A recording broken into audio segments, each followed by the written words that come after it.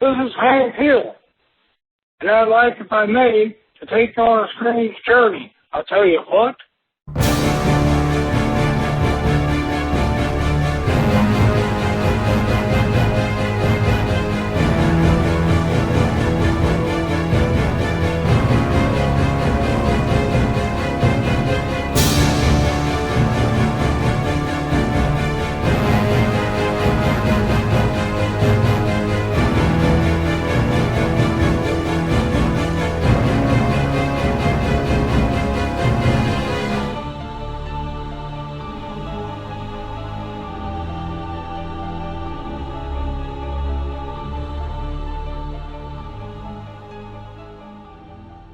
Welcome to 9sense. 9sense is a satanic perspective of our modern world, and I'm your host, Adam Campbell. It is great to have you. It is September 29th, and I have a great show for you this week. Yeah. Hey, first of all, let me just say thank you, Hank.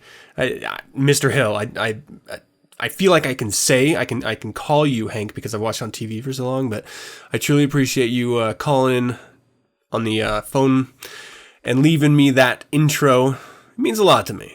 Thank you. And, yeah, man, give your wife a good one for me. There's something weirdly domestic, suburban, sexy about her. I'm not sure why.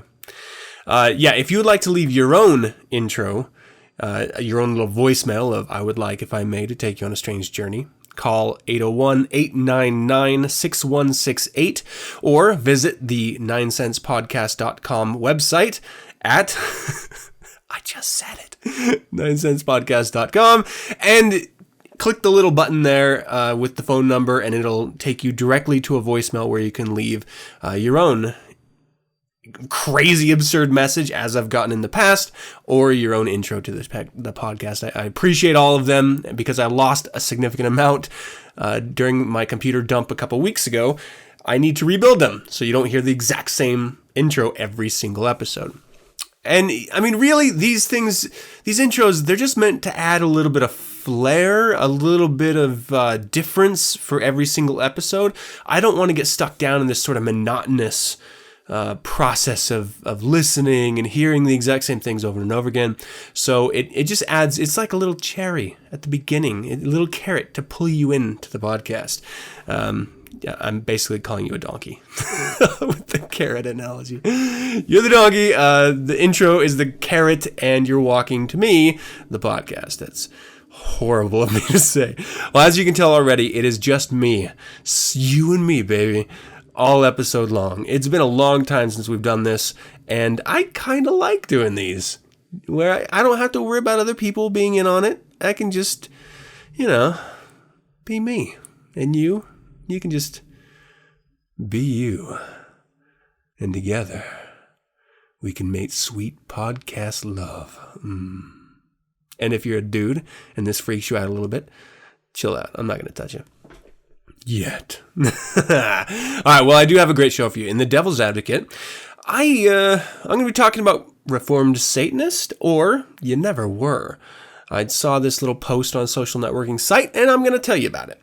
And in The Infernal Informant, a 3-year-old girl brings 14 bags of pot to Harlem daycare in her pink Minnie Mouse backpack. And Catholics react to Pope's remarks on small-minded rules concerning homosexuality, abortion. And I'm not going to give you a creature feature, I'm going to give you an Adam's Road Rage. Now, I've only given you one of these before, and I have more than I'd like to admit of them. But the one that I gave you, it was on, I think, a year and a half ago, not this year's birthday episode, but the year before. And one person commented that they liked it and they wanted to hear more. So you're gonna hear one that's pretty recent, and it's me yelling a lot. And this is kind of what I do to unwind when I am driving because I have a long commute. If something pops in my head, I pull up my phone and I hit record and I just start talking about what I want to talk about on the podcast. Or if I just have a particular topic that I want to rant about, I do so. And I record it so that someday I may find a little hole in the programming to insert it. And guess what? I've got a gaping hole. That sounds gross. I have a hole in this podcast, and this is where I'm going to put it. I could do another review of a book or a album or a movie, but yeah, I do that a lot, and I have done it a lot. And so this time we're going to change it up. It's not going to be that long. It's going to be very loud, and I hope you dig it. And let me know. If you don't like it, then I just won't do them anymore. But, one person wanted to hear another, so here it is. I'm doing this for you peeps. Okay, so before I start, I already told you about the phone number to leave your own intro. I had just had a medical procedure done this last week. I'd been feeling messed up for some time. I didn't know what it was. I gotta be honest, I still don't know what it was. But there was symptoms that concerned me that were creeping up. So I went to the doctor and we had this procedure. And during the beginning of this procedure, I had an IV. And so the nurse that was giving it to me was saying, just small talk. Oh, how you doing? A lot of people with tattoos, they don't like needles much in my experience. And so I want to make sure that you're going to be okay. I was like, I don't care. I got a hematoma from training in the army. I'm used to people sticking needles in my arm, and I have tons of tattoos. So, I really don't care. I don't like it, but I'm not afraid of it either. I'm not going to pass out. So she, continues to stick me and continues with small talk. She's like, oh, so what do you do? I was like, oh, I'm a graphic designer. And she's like, what? Really? Completely like I had just lied to her face. Like, oh, what do you do? Oh, I'm an astronaut. I'm the first man who landed on the moon. Like, with a straight face, I pulled a bald-ass lie out on her. That was the reaction. So I was like, why are you so shocked? I've never received that reaction before. Why are you so shocked? She's like, I don't know. I don't mean to judge, but meanwhile, she just fucking did. I don't mean to judge, but I thought you were going to say a diesel mechanic or something like that. Who the hell are you? Okay, first of all, to all you diesel mechanics out there, I don't have any problem with you. But I never once in my life put myself together for the day thinking, I'm going to look like a diesel mechanic today. I wouldn't even know where to begin at all. Like, I imagine a trucker's hat or something. I don't even own a trucker's hat. I imagine oil and grease stained fingers from working your ass off all day. I don't have that. I have soft, tender fingers. My wife loves them. But very much not the manly-esque thing that you would expect from, I don't know, say a diesel mechanic. I guess maybe that's the only thing I can think of other than, worn out clothes or something, from, having work clothes that you wear to work only. But I don't know where the fuck she got it. And was it just the tattoos? Because I can't imagine that that's the sole reason someone would peg you for something as specific as a diesel mechanic. And I was sitting there when she said it, and I didn't know whether I should be offended or not. Like, she is just trying to do her job and be folksy and get through this obviously now quite awkward experience. And I'm sitting here like, who the fuck are you to tell me that I look like X or Y? Like, why don't you just say, here's how you actually do this circumstance properly as a professional. I wouldn't expect you, a trained nurse, presumably doing it more than just today. I'm not your first patient.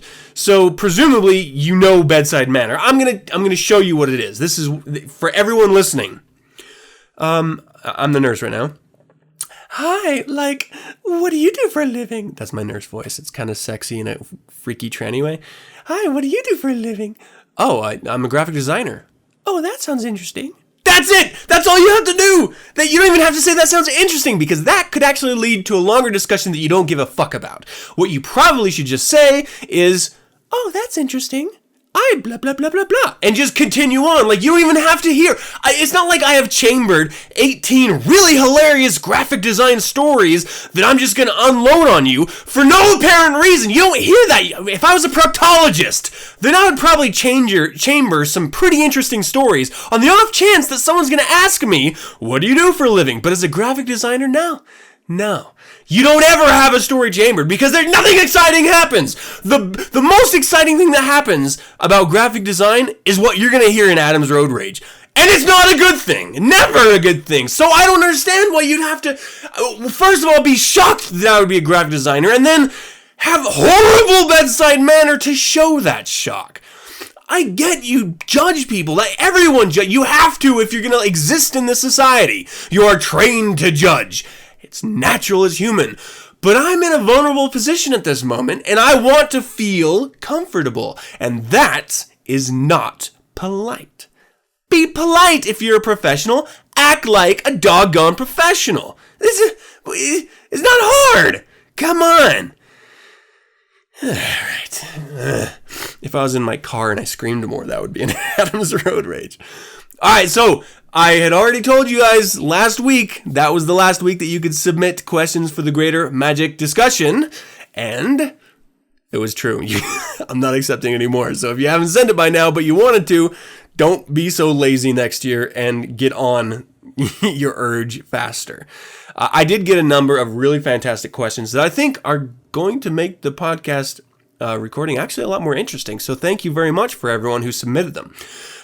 Even if it was just an offhanded comment, I formulated it into a question in order to make it appear, so I had something to ask rather than just say, ooh, X and Y said blah.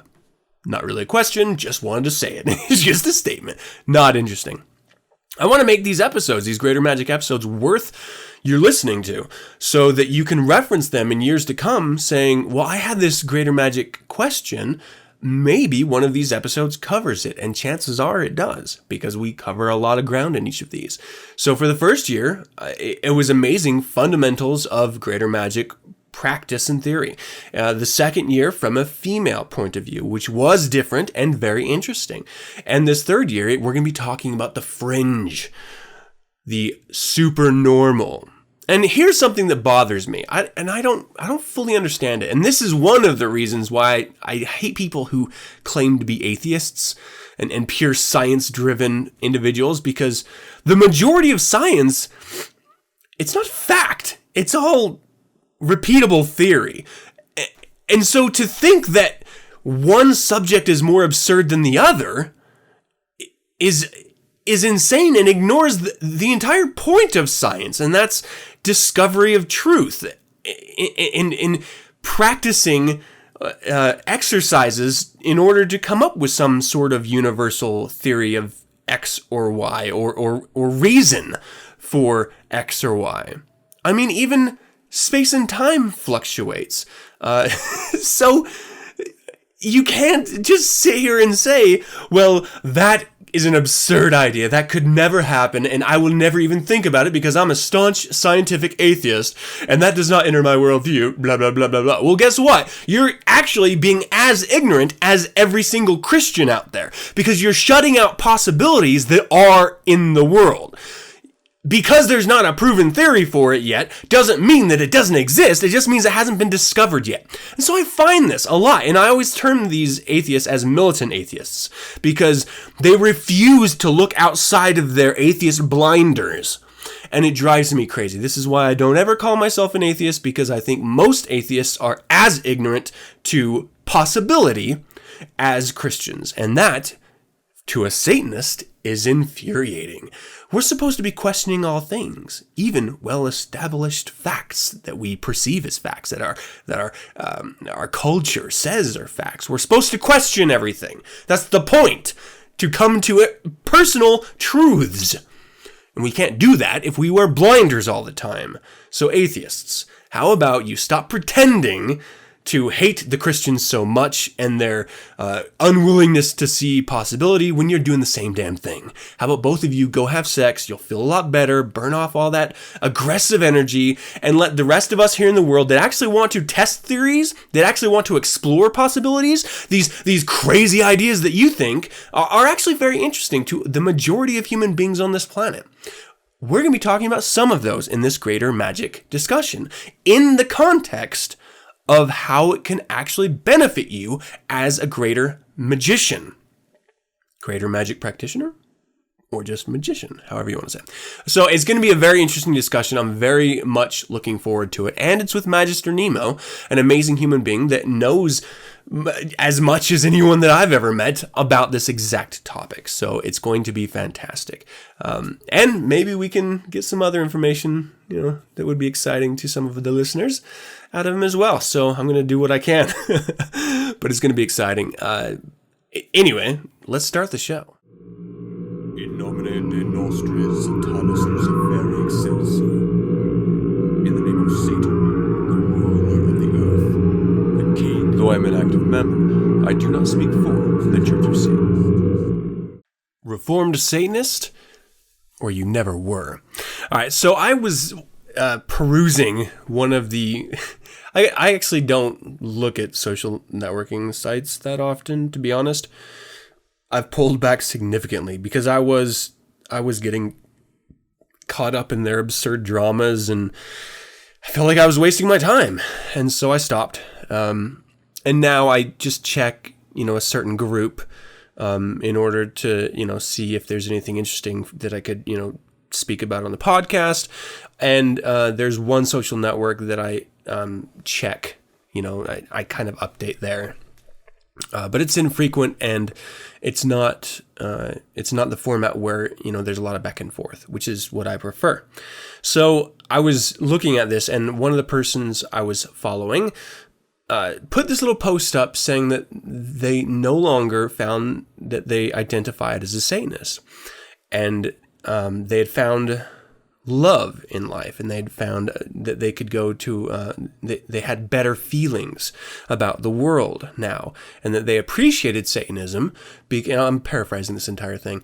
They appreciated Satanism because it allowed them to focus on themselves when they needed to, develop a sense of self and individuality, which was important to them at the time.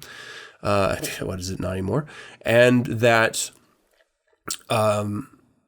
it allowed them, it encouraged them to hate their enemies, and that she didn't feel, I'm giving away information, that they didn't feel like they didn't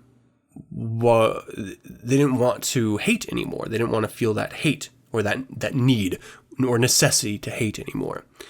And I was listening to this mini diatribe, and I was thinking that has nothing to do with Satanism, and you were never a fucking Satanist. I always love it when you run across these people, because they self-identify as Satanists because at one point in their life they found the aesthetics cool, or the reaction they got from saying that they were Satanists cool, but they never actually connected with the content of the Satanic Bible, with the point of Satanism. They just sort of carried around like a really cool badge that scared and excited other people, made them look different and special. And as soon as they feel like they don't need it anymore, they sort of shake it loose and now stand with their hands on their hips, ready to face the world with their newfound popularity or whatever.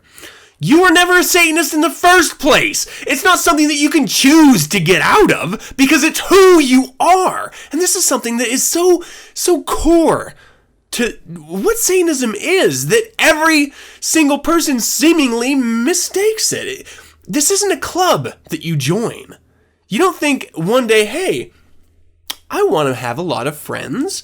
I'm going to be a Satanist. Yeah. And wow, this is exciting. I'm going to call myself a Satanist, and everyone's going to see me as a Satanist, and this is going to shock people, and I'm going to feel special because of it. That's not how it works. And yes, there are people that do that, and then they hopefully weed themselves out like this individual did, because all they're doing in the long run is watering down what Satanism is. They're trying to change Satanism in order to fit their own worldview, and that's not a Satanist. It's very clearly defined in the Satanic Bible. Just read it, and if it resonates with you, then that is who and what you are. There's this idea that we like to espouse, and it's that Satanists are born and not made. And it's important, because if you were born that way, you cannot choose later that it doesn't fit you anymore. It's who you are as an individual. You are a Satanist. Satanist. It's clear. But we get these people that always constantly try to come on in. They want to be a part of this massive tribe of individualists. I don't understand the need to belong to a group that doesn't really exist. There's no communal gatherings. There's no potluck dinners.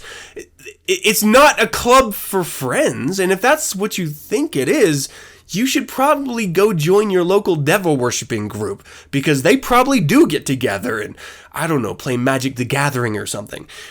The reality is it's rare to run across other Satanists in life. Genuinely. If you're connected into some online communities, social networks, then you may run across other Satanists. But to actually walk up to them, I mean, you have to, you're lucky. It doesn't happen. That you can't do that everywhere in the world. I mean, there are little, hubs of Satanists that have reached out to each other, but for the majority, they just want to live their lives the way that they want to live their lives, and they don't want to associate with other people in that manner, and that's the majority of Satanists, believe it or not. So to think that somehow you are enriched by terming yourself a Satanist for a period of time, or that somehow it'll carry you in certain circles, or you'll get some tangible professional benefit from associating, you won't. It's not going to happen. It's not like you send in your money, you get your red card, and then you've sold your soul to the devil, and then he gives you whatever. That's not how it works. And it always infuriates the hell out of me, as you can tell, when people do. It's like they're quitting a church, or it's like they're going to their AA meeting when they just finally decided, I've been blackout, piss-faced drunk way too many times, I have a problem. And they go up and, I don't need this anymore. They're quitting alcohol, they're quitting drugs, or they're quitting sin, and they're going back to the church. I don't need this anymore. I need God, and I need to feel good about myself. Have you ever met a fucking Satanist? Because I've never met a Satanist that doesn't love deeply. I don't know many Satanists that have ever truly hated someone for long periods of time. That's why we have something called ritual, to get rid of that poison. We're not encouraging. Satanism does not encourage you to hate. It provides tools so that you can deal with that hang-up emotion. But it encourages you to move on as an individual, to grow as your own person and be successful by your own definition. It has nothing to do with this perpetual sense of hating other people. And yeah, it does encourage you to love yourself and to champion yourself for who and what you really are, to objectively look at your strengths and weaknesses and work on them if you feel like you need work. And to be honest about yourself, but it has nothing to do with giving you a sense of pride or success, or that's something that you've added to it. Satanism doesn't give you things.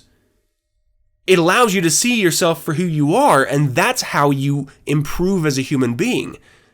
By having a clear lens when you're looking at yourself. And understanding that you don't have to conform to other rules. You can focus on what's important to you, as long as you're abiding by the laws of the society you live in.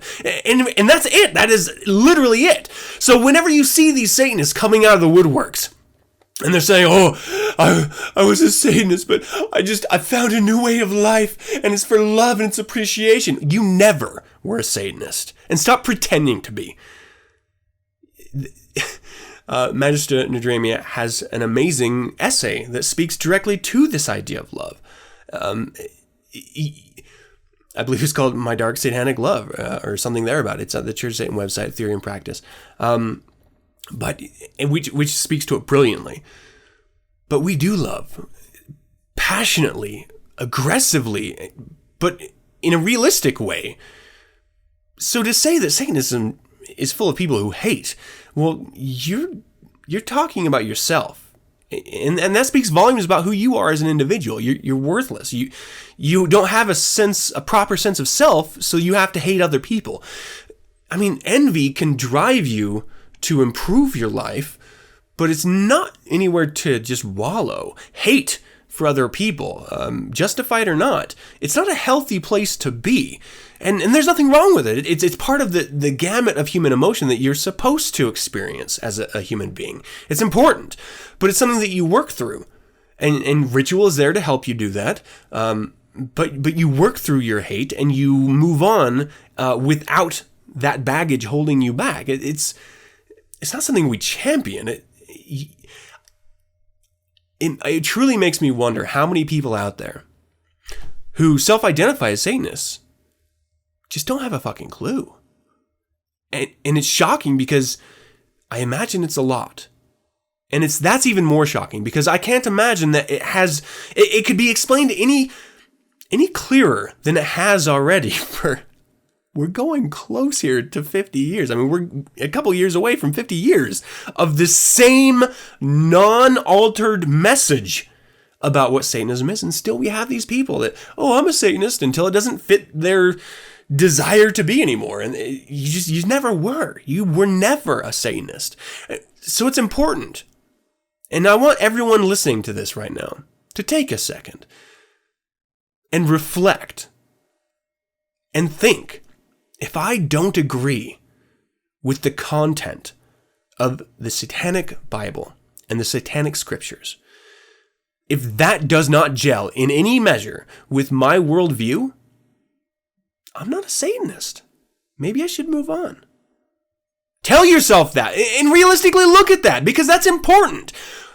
All you're doing is making yourself look like a jackass for pretending or lying to yourself in worst case.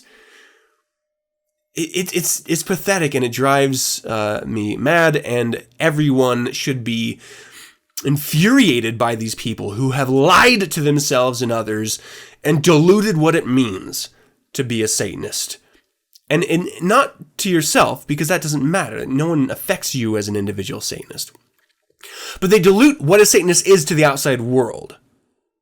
They're telling everyone they're a Satanist when they're not, and their behavior informs everyone as to what Satanists are, and they're not. They're misrepresenting your religion. That should piss you off. We wonder why people don't understand what Satanism is.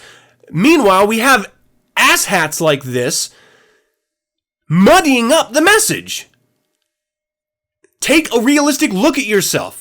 If you're not a Satanist, stop saying you are and move on. You can be a productive human being without being a Satanist. That's fine. You can find a sense of self-worth without being a Satanist. Go do it. And you can hate people without having to be a Satanist. That has nothing to do with anything. Move about your day. But don't claim to be my religion, because that means something. Not just to me, but to the world.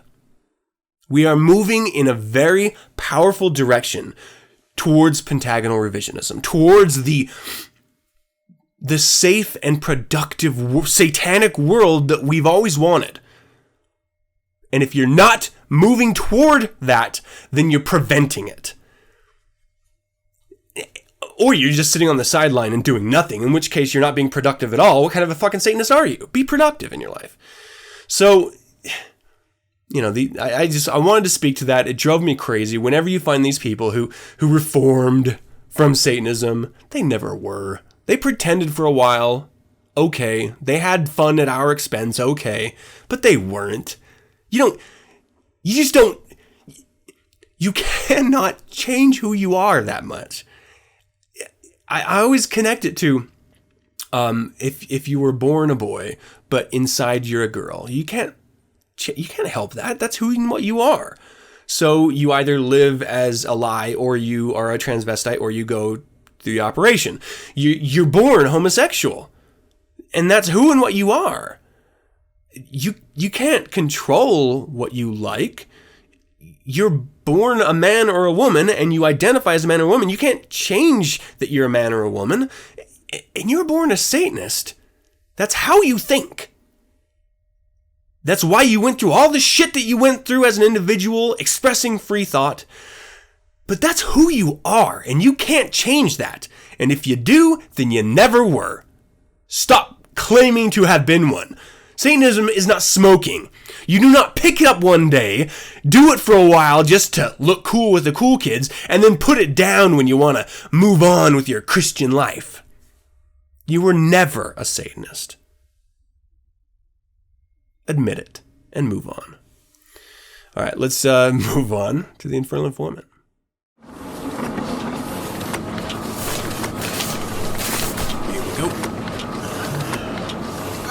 What's going on first? Infernal Informant. You know the truck.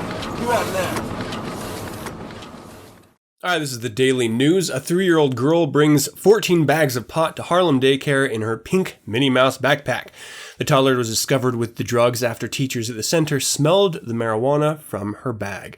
And this is by Rocco Parashandola and Thomas Tracy from New York Daily News, published the 27th of September. She showed, but everyone can tell.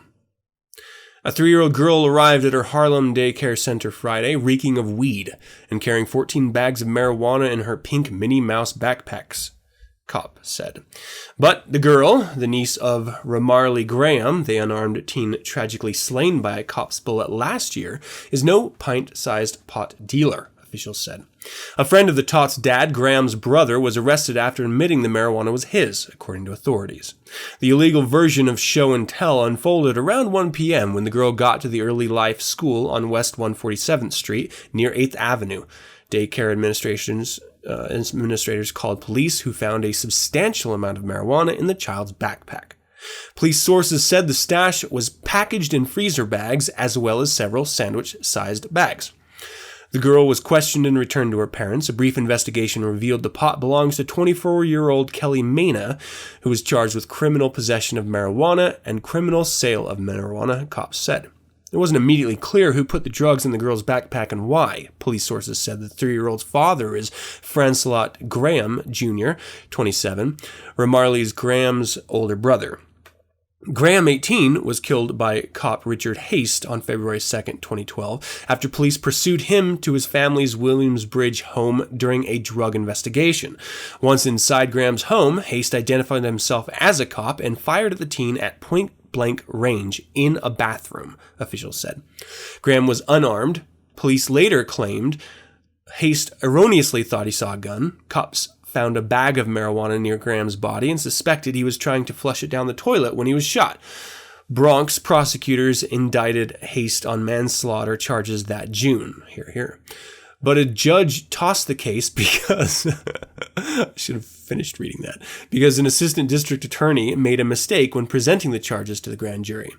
Bronx Supreme Court Justice Stephen Barrett gave the Bronx District Attorney's Office leave to try again, but a second grand jury opted against a manslaughter indictment in August. Federal prosecutors said in August that they would review Graham's case to determine if his civil rights were violated. Graham's father, Francelot Graham Sr., denied any knowledge Friday evening of the marijuana discovery. And, you know what, he actually, honestly, may not know that this other guy put it... It's kind of messed up. Put it in this girl's backpack. It's weird that that anyone would think, hey, this is a good place to store this marijuana, this Minnie Mouse backpack. There's no possible way that anyone's going to find it. And who knows, maybe he was picking her up later to do some deal, and that's why he put it in her backpack. Speculating here. But this is the criminality of marijuana. They're involving children.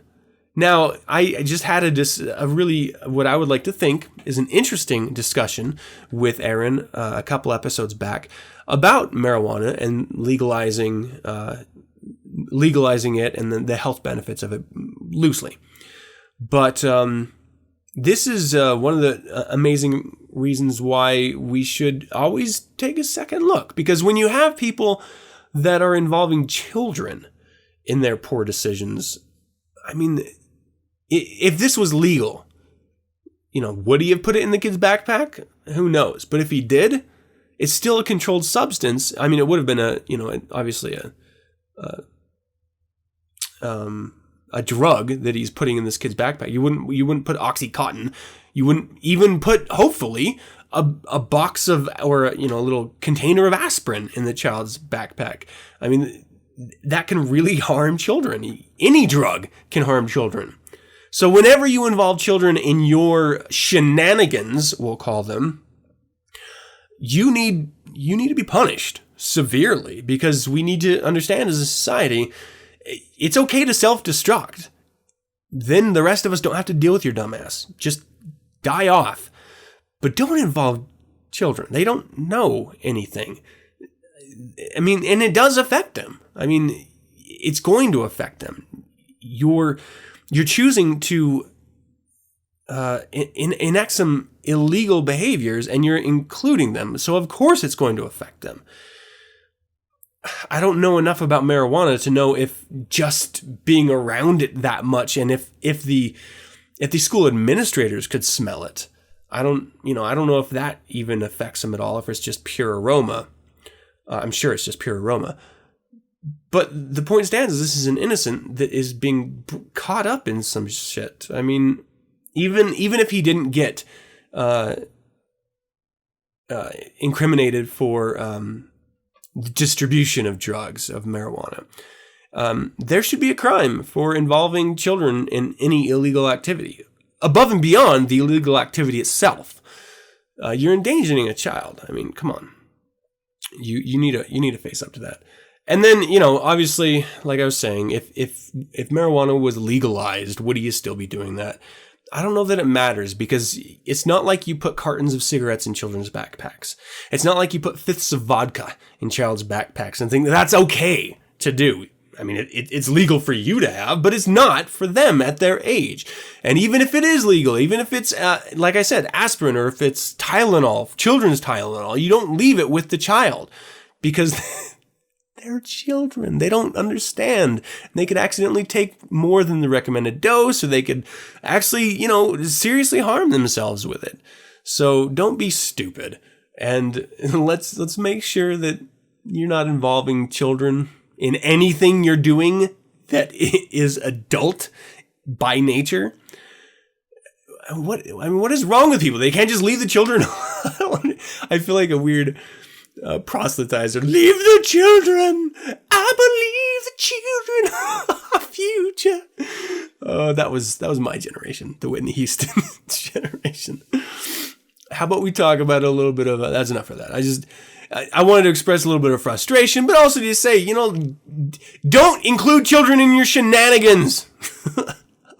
I'm using that word a lot now that Adine said it last episode. Shenanigans. I call shenanigans on you. All right, so this next article, this is the Washington Post on faith.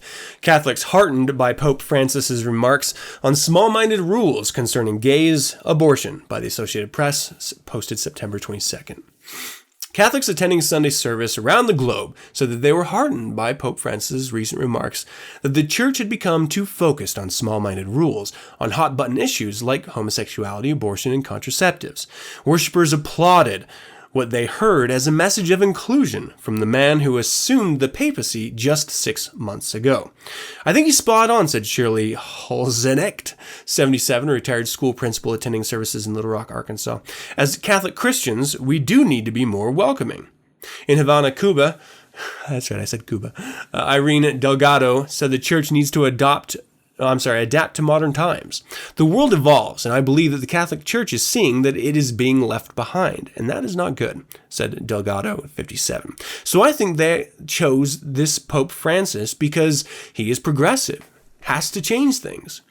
Francis, in an interview published Thursday in 16 Jesuit journals worldwide, called the Church's focus on abortion, marriage, and contraception narrow, and said it was driving people away.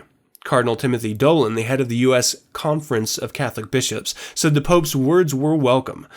He's captured the world's imagination, Dolan said after Mass at St. Patrick's Cathedral in New York. Like Jesus, he's always saying, hate the sin, love the sinner.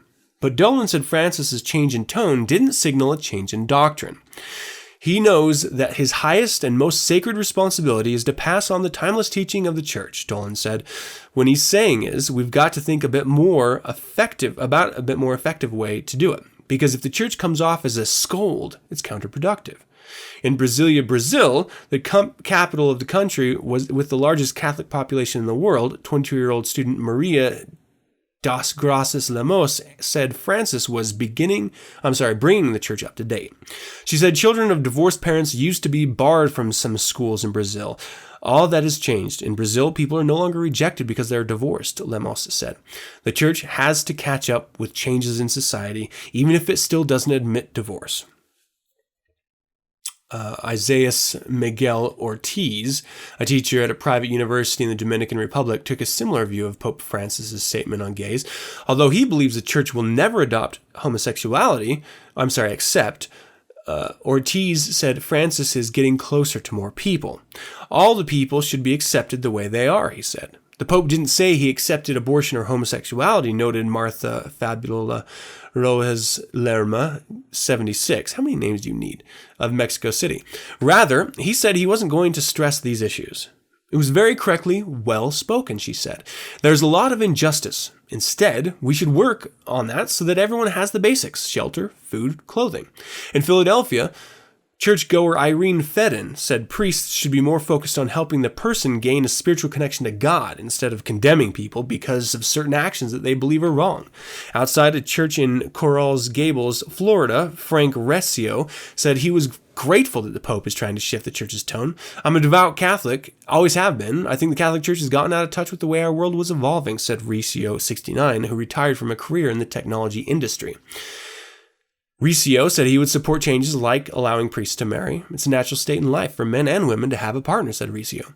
In Boston, Evelyn Martinez, 26, said she agrees with Francis that compassion should be one of the church's main priorities. I don't believe that someone's sexuality should keep them away from any religion, said Martinez, a graduate student at Emerson College who attended Mass on Saturday night. Jose Baltazar, a 74-year-old vice president of an insurance company and longtime church volunteer in Manila in the Philippines, said the Pope had set his priorities mindful of stark realities. We have to give priority in working to bring those who have gone astray back to the fold, Baltazar said. We pray for them. Where did they go astray? What's our shortcoming? What's the shortcoming of the Catholic Church? And that's the end. There's a couple major shortcomings. Your hiding and perpetuating of child rape.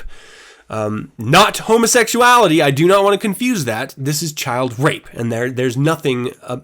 I've never met a homosexual who condones child rape.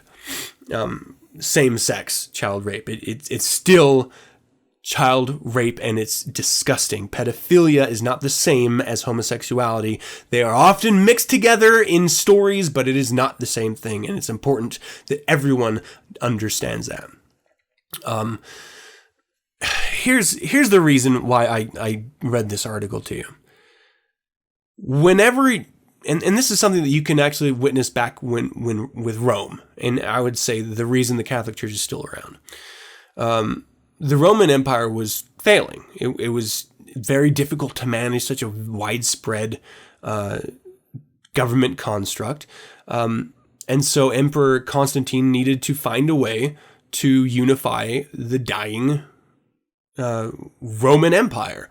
And so he thought by legalizing Christianity, by unifying all of the separate sects of Christians and Jews together with a unified instruction manual, a Bible, then it would help bring together this very crumbling empire. Ultimately, he was wrong. I mean, people...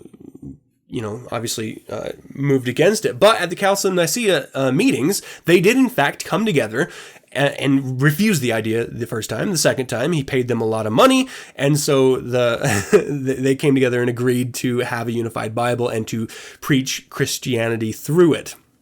Hence, the Holy Roman Empire comes into the world stage.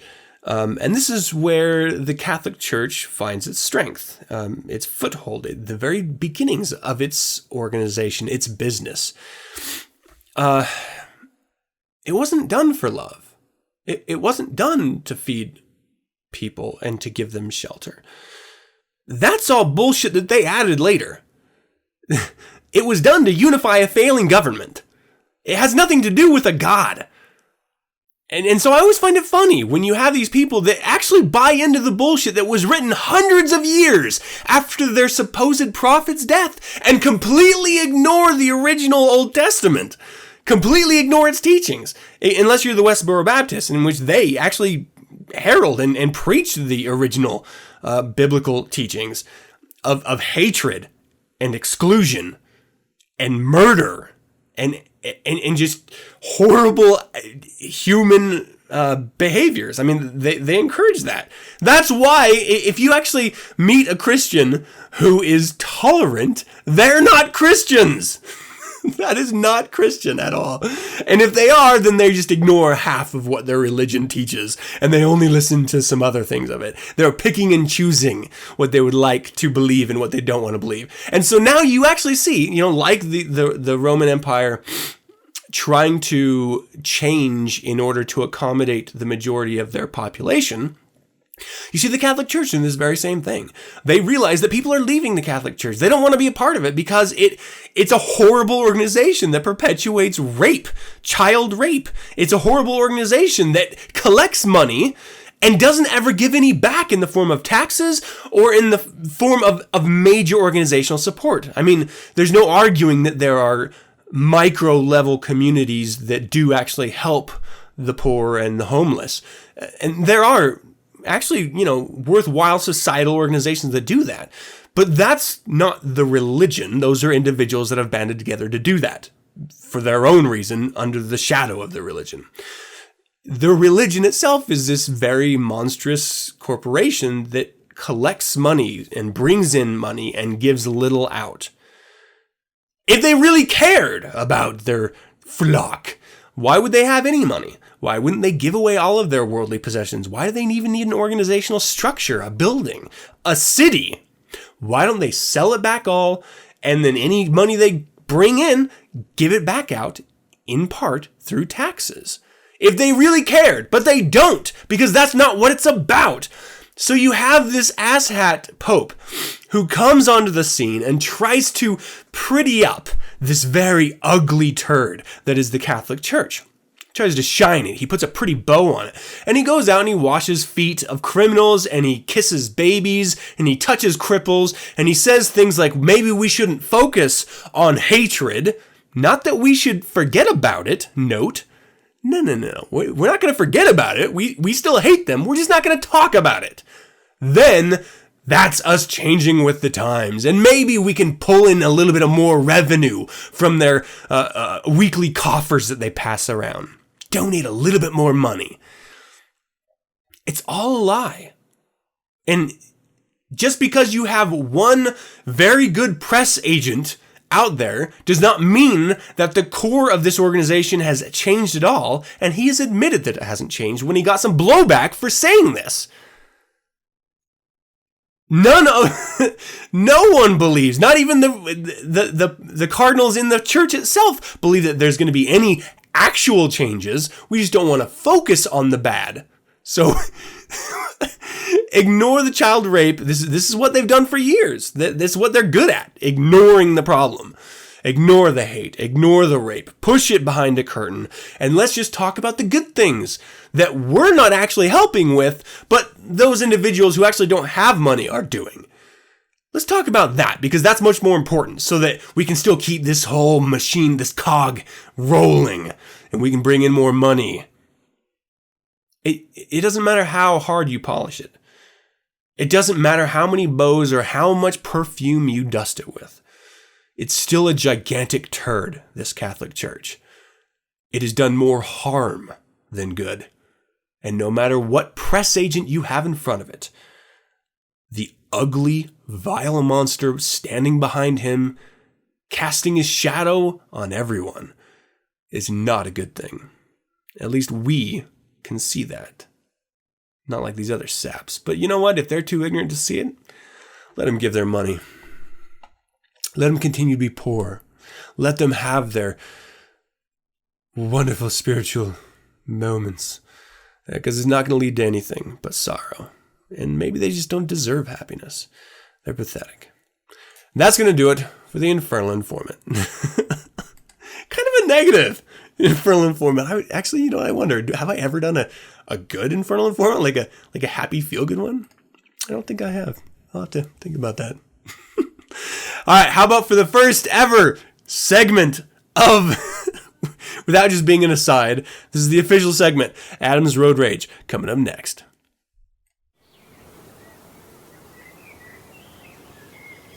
Welcome to another edition of Adam's Road Rage.